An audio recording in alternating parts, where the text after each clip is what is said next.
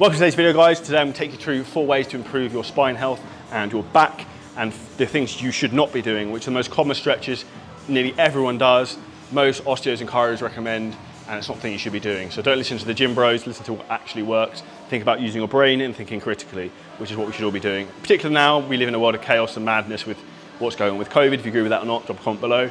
So we'll take you through those 4 stretches now. Okay, so the first stretch we're going to take you through today is what's called the cat stretch. This works really well if you spend a lot of time sitting at a desk or sitting down all day in the car, because your lower back, particularly your lumbar, gets really, really tight, jacked up, and like probably mangled, and you feel like crap. So this is a great way to get some mobility and movement in there.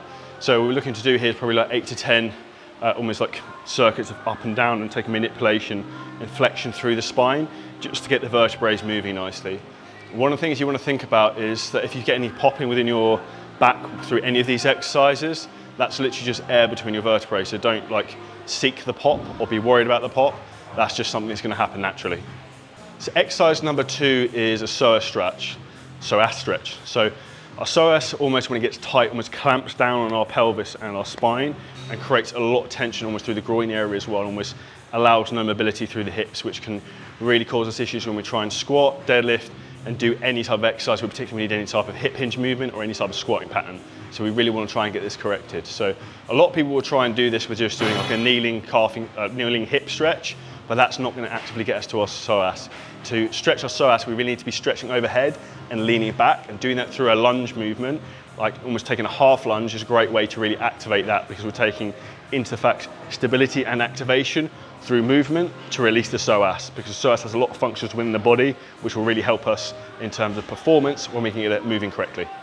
Exercise number 3 is hip airplanes. So this is something I'm personally working on for a long time.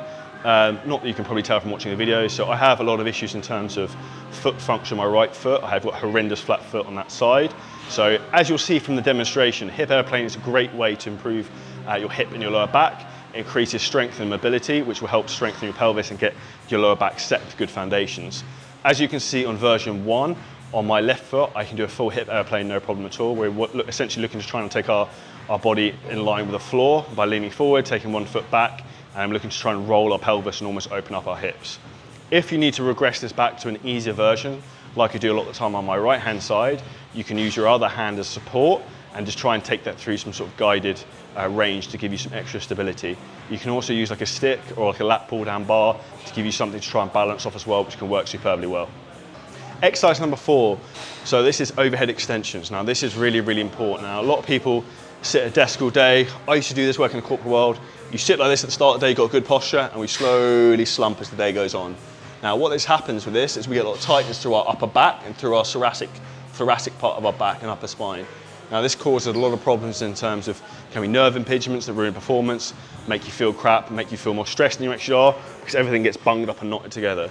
So what we want to be doing with this is using like an overhead stretch. We also want to be incorporating breathing, because we want to use our parasympathetic and our sympathetic nervous system to our advantage.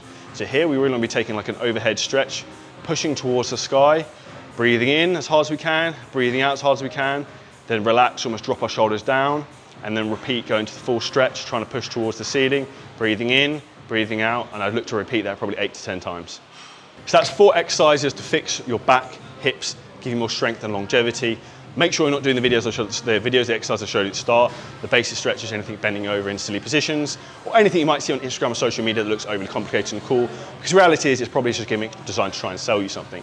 So I hope this helps you in terms of your performance, alleviates back pain, and helps you live a happy and healthier life. If you're looking to help level up your physique, hit the link below this video and you can book in your free strategy call with myself and the CJ coaching team. Make sure you smash the like button, hit subscribe, and drop a comment below if you'd like to see more footage, content, and educational knowledge like this.